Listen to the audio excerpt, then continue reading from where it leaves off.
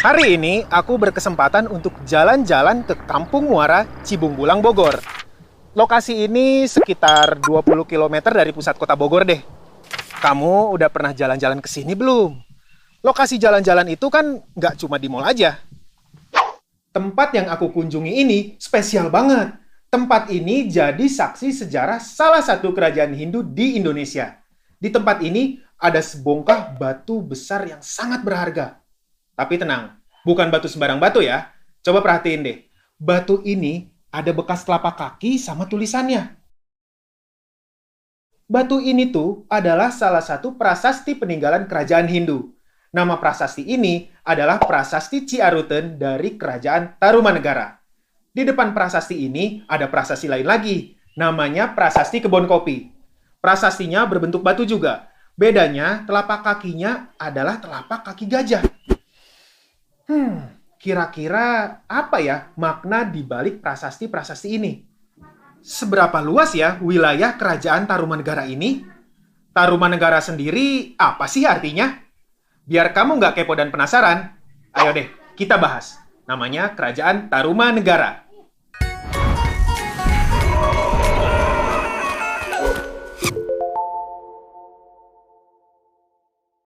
Kerajaan Tarumanegara adalah kerajaan Hindu tertua kedua di Indonesia. Dilihat dari asal katanya, Tarumanegara berasal dari dua kata, Taruma dan negara.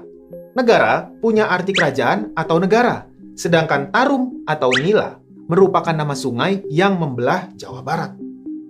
Keberadaan tentang kerajaan Tarumanegara juga diperkuat dengan adanya berita Tiongkok yang pernah menyebutkan kerajaan Tolomo atau Tarumanegara. Kerajaan Tarumanegara pernah mengirimkan utusan mereka ke Tiongkok di tahun 528, 538, 665, dan 666 Masehi untuk kunjungan persahabatan. Kabar lainnya datang dari Gunawarman, seorang pendeta dari Kashmir yang mengatakan bahwa agama yang dianut rakyat Taruma adalah agama Hindu. Kerajaan Tarumanegara sendiri didirikan oleh Raja Diraja Guru Jaya Singawarman pada tahun 358 sampai 382 Masehi di tepi Sungai Citarum yang sekarang masuk dalam Kabupaten Lebak, Banten. Jaya Singawarman adalah seorang maharesi atau pendeta yang mulia dari India, tepatnya dari daerah Salankayana. Jaya Singawarman mengungsi ke Nusantara karena daerahnya diserang dan ditaklukkan kerajaan Magadha. Jaya Singawarman meninggal dan dimakamkan di tepi sungai di Bekasi, tepatnya di Kali Gomati. Tahta kerajaan digantikan oleh putranya, Dharma Yawarman di tahun 382 sampai 395 Masehi. Nggak banyak catatan sejarah yang bisa didapat tentang raja kedua kerajaan Tarumanegara ini. Namanya hanya tercantum di naskah Wangsakerta, naskah yang berisi kisah-kisah kerajaan-kerajaan Nusantara. Nama lain yang tertulis di naskah Wangsakerta adalah Raja Purnawarman. Raja Purnawarman memerintah kerajaan Tarumanegara dari tahun 395 Masehi sampai 434 Masehi. Dia bergelar Sri Maharaja Purnawarman Sang Iswara Digwijaya Bima Prakarma Suryamaha Purusa Jagatpati. Kerajaan Tarumanegara mencapai puncak kejayaannya ketika dipimpin oleh Raja Purnawarman. Kemasyuran Tarumanegara diabadikan dalam prasasti zaman Purnawarman tentang dibangunnya pelabuhan dan beberapa sungai sebagai sarana perekonomian. Pada masa Purnawarman, Tarumanegara juga memperluas kekuasaan dengan menaklukkan raja-raja kecil di Jawa Barat yang belum mau tunduk. Selain itu, pemerintahan di masa Purnawarman sangat memperhatikan pemeliharaan aliran sungai.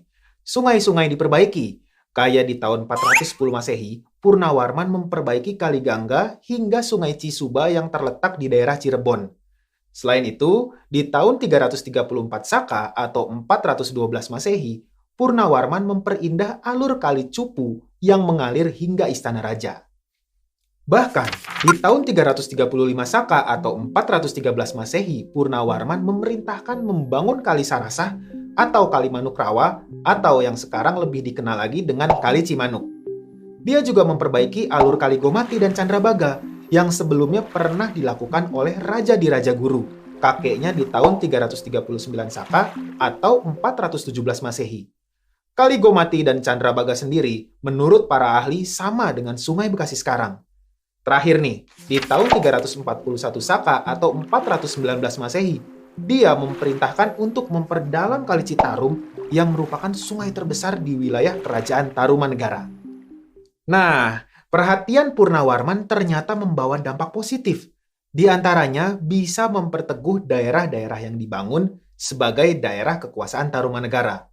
Terus, karena sungai waktu itu berperan sebagai sarana perekonomian yang penting, pembangunan sungai-sungai itu membangkitkan perekonomian pertanian dan perdagangan. Setelah Maharaja Purnawarman bertahta, ada beberapa nama raja lain seperti Wisnuwarman yang berkuasa di tahun 434 Masehi sampai 455 Masehi. Terus digantikan anak beliau Indrawarman di tahun 455 sampai 515 Masehi. Kemudian ada Maharaja Candrawarman pada tahun 515 sampai 535 Masehi. Lalu dilanjutkan Suryawarman pada tahun 535 Masehi dan berakhir pada 561 Masehi. Sepeninggalan Suryawarman, raja-raja kerajaan Tarumanegara berturut-turut adalah Kertawarman 561 sampai 628 Masehi, Sudawarman 628 sampai 639 Masehi, Hariwangsawarman 639 sampai 640 Masehi, Nagajayawarman 640 sampai 666 Masehi, hingga raja terakhirnya Linggawarman berkuasa dari tahun 666 Masehi sampai 669 Masehi. Saat itu, Raja Linggawarman nggak punya putra. Dia cuma punya 2 orang putri. Putri sulungnya itu bernama Manasih. Manasih menikah dengan Tarusbawa yang kelak menggantikan Linggawarman menjadi raja. Sedangkan putri bungsu bernama Sobakancana yang menikah dengan Dapunta Hyang Srijayanasa yang kelak menjadi pendiri kerajaan terbesar di Indonesia, Kerajaan Sriwijaya. Keberadaan Kerajaan Tarumanegara bersumber dari 7 buah prasasti. Sebagian besar prasasti-prasasti itu ditemuin di daerah Bogor. Mana nih yang dari Bogor? Kamu harus bangga ya, karena dulu pernah berdiri kerajaan besar di Bogor. Penemuan 7 prasasti itu didasarkan pada lokasi pertemuan. Pertama, ada prasasti Ciaruten yang ditemuin di desa Ciaruten. Di prasasti ini ada gambar telapak kaki, lukisan laba-laba, dan huruf ikal melingkar.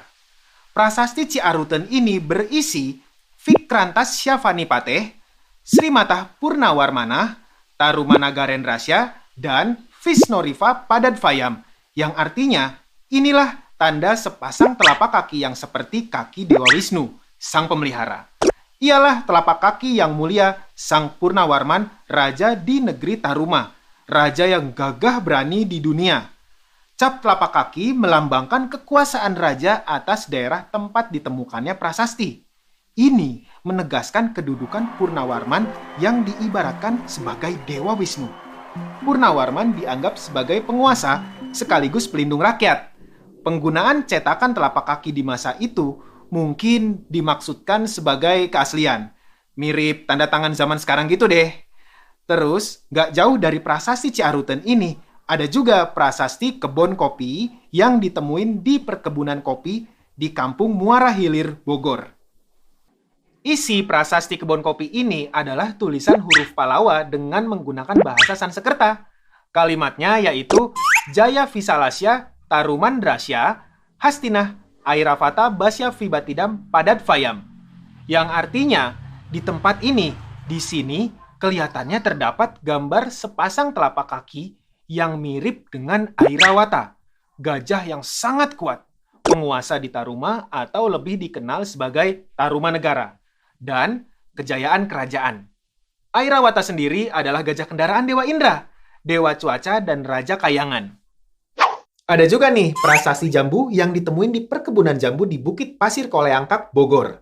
Isi prasasti ini bertuliskan, tapak kaki ini adalah tapak kaki Sri Purnawarman, Raja Tarumanegara. Baginda termasyur, gagah berani, jujur, dan setia dalam menjalankan tugasnya. Terus, ada prasasti Cidanghyang atau prasasti Lebak. Prasasti ini ditemuin di tepi sungai Cidanghyang di Desa Lebak, Kecamatan Munjul, Kabupaten Pandeglang, Banten di tahun 1947. Prasasti ini berisi 2 baris kalimat yang berbentuk puisi yang ditulis dengan huruf Palawa dan bahasa Sanskerta. Isi prasasti ini mengagung-agungkan keberanian Raja Purnawarman. Nah, ada lagi juga prasasti Pasir Awi. Yang pasti, Prasasti ini ditemuin di Pasir Awi, Bogor. Tapi sayangnya, prasasti ini belum bisa dibaca sama para ahli. Ya, sayang banget kan? Padahal kalau bisa kebaca, bisa dapat info lagi tuh tentang kerajaan Tarumanegara. Ada juga prasasti yang senasib nih dengan prasasti Pasir Awi, prasasti Muara Cianten.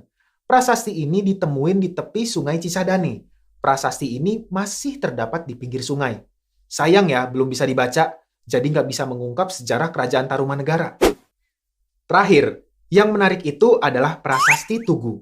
Prasasti ini jadi prasasti terpenting dan terpanjang dari Raja Purnawarman yang waktu itu udah bertahta selama 22 tahun. Dalam prasasti ini disebutkan tentang pembangunan saluran air yang panjangnya 6.112 tombak. Kira-kira berapa kilometer ya? 6.112 tombak itu setara 11 kilometer. Aliran air itu diberi nama Gomati. Coba bayangin, saluran ini tuh dibangun hanya dalam waktu 21 hari. Gila nggak tuh? Aliran air sepanjang 11 kilometer selesai dalam 21 hari saja. Keren nih. Dari prasasti-prasasti tersebut, kita bisa nyimpulin kalau waktu itu di Jawa Barat udah ada kerajaan yang besar dan cukup makmur. Tapi sayangnya kejayaan kerajaan itu suram ketika Tarumanegara dipimpin oleh Sudawarman. Tarumanegara udah mulai nampak mengalami kemunduran. Salah satunya adalah pemberian pemerintahan sendiri atau otonomi kepada raja-raja bawahan yang diberikan oleh raja-raja sebelumnya, enggak disertai hubungan dan pengawasan yang baik. Akibatnya, para raja bawahan merasa enggak terlindungi dan enggak diawasi. Terus, munculnya kerajaan pesaing Tarumanegara yang sedang naik daun, yaitu Kerajaan Galuh. Sehingga terjadi pemberontakan. Hingga raja terakhir Linggawarman enggak punya anak laki-laki. Jadi, pamor Tarumanegara terus merosot dan akhirnya kerajaan ini pecah jadi dua kerajaan. Kerajaan Sunda dan Kerajaan Galuh. Kerajaan Sunda jadi kelanjutan kerajaan Tarumanegara yang dipegang oleh Tarus Bawa, menantu Raja Linggawarman. Sedangkan kerajaan Galuh dikuasai oleh Ureti Kandayun. Oke teman-teman, di video ini kita udah belajar tentang kerajaan Tarumanegara, kerajaan Hindu tertua kedua di Indonesia. Keberadaan kerajaan Tarumanegara ini diperkuat dengan adanya berita Tiongkok dan dari seorang pendeta dari Kashmir yang bilang bahwa agama yang dianut rakyat Taruma adalah Hindu. Kerajaan Tarumanegara sendiri didirikan oleh Raja Diraja Guru Jaya Singawarman, dilanjutkan oleh Raja Darmayawarman Purnawarman. Di masa kepemimpinan Purnawarman, kerajaan Tarumanegara mencapai puncak kejayaannya. Hal ini dibuktiin dengan 7 prasasti yang ditemuin. Dari prasasti-prasasti itu, kita bisa lihat kemakmuran kerajaan Tarumanegara. Tapi sayangnya, kemakmurannya harus diikuti kemundurannya, hingga kerajaan Tarumanegara ini dipisah jadi dua kerajaan, Kerajaan Sunda dan Kerajaan Galuh. Kalau kamu mau ngulang lagi materi tentang sejarah kerajaan Tarumanegara ini, kamu bisa klik timestamp yang ada di bawah video ini ya. Sampai jumpa di video selanjutnya. Dadah!